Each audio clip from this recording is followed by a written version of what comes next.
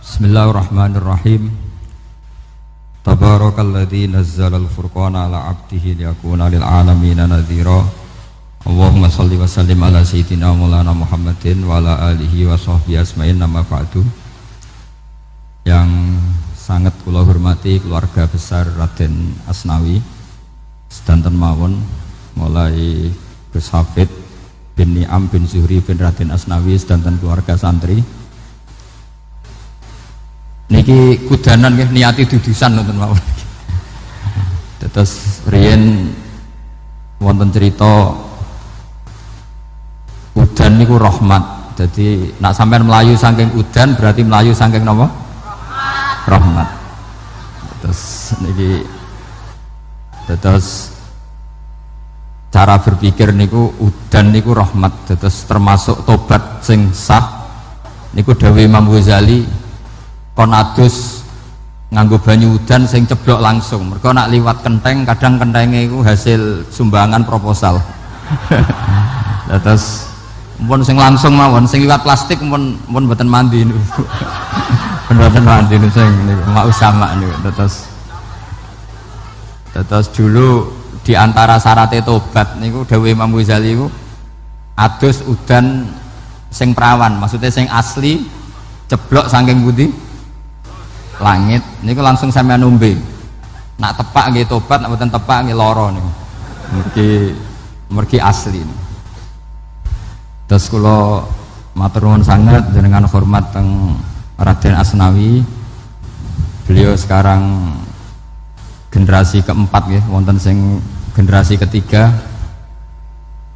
Nasab kula kepanggih Raden Asnawi teng Asnawi sepuh. Terus Raden Asnawi gada bah namine Abdullah Husnen, terus Ibu Ayu Sofiyah niku binti Asnawi sepuh. Kula buyut kula kandung damaran niku Hafsah binti Maksum bin Soleh bin Asnawi sepuh. Kenapa saya cerita zuriyah gitu? Terus satu peradaban, ini bahasa Indonesia mohon nggih. Kersane gaul. Satu peradaban itu yang bisa bangun itu Dzurriyah itu komunitas gen. Meskipun nanti komunitas gen itu bisa disadap atau dibajak oleh orang-orang yang tidak gen, jadi agak ilegal tapi itu sah. Karena sampean bisa misalnya kalah nasab sama saya, misalnya bilang nanti ketemu di Nabi Adam saja Gus gitu. Nanti pasti kita ketemu di siapa? Nabi Adam. Terus kedua, kekalahan nasab itu udah abadi, karena nanti setelah jenengan ditanya di kuburan, bapak kamu siapa? Itu disuruh jawab Nabi siapa? Ibrahim. Terus kekalahan nasab sampean nanti berakhir di kuburan, karena nanti dijawab siapa bapak kamu, disuruh jawab siapa? Nabi Ibrahim. Jadi yang punya bapak Karmen apa itu sudah selesai, sudah nggak dipakai lagi. Nanti pakai siapa? Nabi siapa? Ibrahim. Nah, kenapa saya cerita bahwa nasab gen itu akan disatukan oleh satu visi ilmiah yang objektif. Gini ku dawuh Nabi Yusuf, wattaba'tu millata abai Ibrahim wa Ishaq wa Yaqub. Terus dawuh Nabi Yusuf, maka nalana an nusyrika billahi min syai'. Jadi saya ngikuti leluhur saya. Ini dengerin ya, saya ngikuti leluhur saya, yaitu Nabi Yakub bin Ishak bin Ibrahim. Leluhur saya itu siapa? Maka nalana an nusyrika billahi min syai', yaitu keluarga besar yang tidak pernah melakukan kemusyrikan. Ya, keluarga besar kami punya tradisi tidak pernah melakukan kemusyrikan. Dan bahkan itu dibahasakan tidak mungkin kita ini melakukan kemusyrikan. Maka nalana itu kira-kira kalau bahasa Indonesia itu kita ini tidak mungkin melakukan kemusyrikan. Nah, kenapa demikian? Itu berangkat dari logika yang permanen, disebut yusabbitu Allahu alladzina amanu bil qouli tsabiti fil hayatid dunya wa fil akhir. Logika permanen itu begini, misalnya kita ini kan hidup dari bapak dari ibu terus sampai Nabi Adam. Kemudian setelah Nabi Adam ini berakhir, kemudian kita mau tidak mau berpikir Nabi Adam itu siapa? Terus diterangkan ternyata Nabi Adam itu satu makhluk hidup yang mulanya dari tanah, lewat wahyu Allah, lewat titah Allah kun, kemudian jadi manusia yang bernama Adam. Sebelum Adam ada bumi, ada langit, ada cakrawala, macam-macam. Kemudian itu kita rumuskan lagi, asal usulnya adalah tidak ada, adamiyun makhdun. Akhirnya kita tahu bahwa alam raya ini diwujudkan setelah dari tidak ada. Nah tentu terus kita berpikir, dari tidak ada menjadi ada itu pasti penyebabnya adalah sesuatu yang ada. Nah yang ada itu disebut wajibil wujud. Karena wajibil wujud ini wujud sendiri, nggak ada saingannya. Karena Allahu wala syai'amahu, Allah ada dan tidak ada pesaingnya. Maka kita ini berpikir nggak mungkin ada kekuatan manapun yang menyamai Allah, sehingga nggak ada Yesus mungkin menyamai Allah, nggak ada Fir'aun, nggak ada Lata, nggak ada Uzza. Makanya disebut maka nalana an nusyrika billahi min syai'. Kita ini tidak mungkin melakukan kemusyrikan. Sama nggak usah tanya saya, Gus, tapi orang menjadi musyrik itu kan mungkin. Jawabannya itu tetap nggak mungkin. Kemusyrikan itu satu teori yang nggak mungkin. Tapi kalau orang musyrik itu mungkin.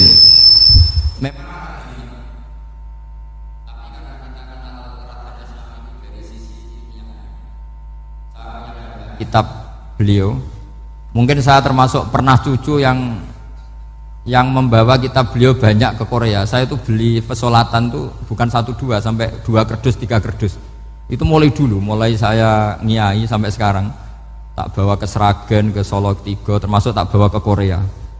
Jadi mungkin ya ini GR saya ngaji di sini itu barokahnya jualan pesolatan.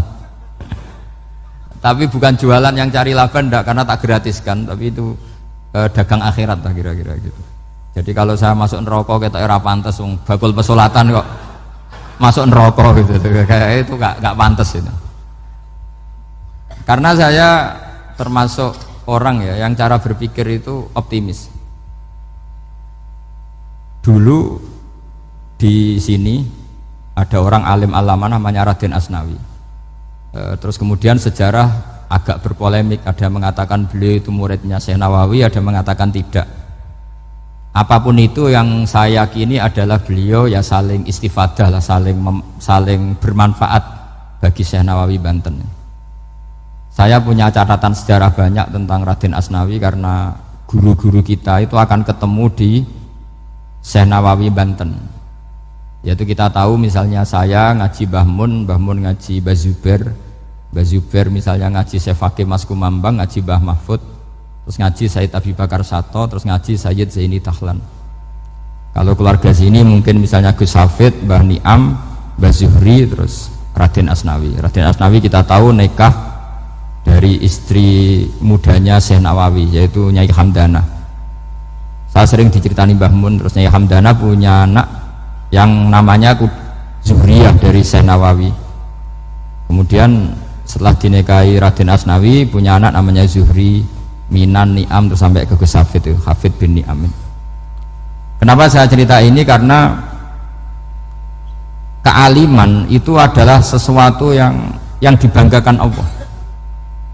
Imam Amudi itu ulama ahli matematika. Jadi ada ulama itu ahli matematika. Dia nggak pernah ngajarkan pesolatan, zakat, sholat, tapi dia ngajar matematika. Kemudian dari matematika itu beliau menjadi ahli tauhid. Sehingga nanti Munkar Nakir itu nggak akan tanya dia marabbuka wa manabuka, karena dia punya rencana. Yang ngajar tauhid itu saya, kata. Jadi kalau dia akan marabbuka, pangeran kamu itu siapa? Malaikat malah dilawan. Kamu pernah ngajar tauhid? Saya ini guru tauhid. Singkat cerita, saking keramatnya Imam Amudi, kata Allah, ya Amudi, presentasikan ilmu tauhid yang lewat jalur matematika ke semua malaikat saya. Semua malaikat saya tahu cara berpikir matematis. Karena malaikat itu imannya itu iman mauhibah, karena dia malaikat ya iman karena tahu neraka, tahu surga, terus dia iman. Kalau kita enggak, kita iman tuh pakai logika, jadi lebih keren.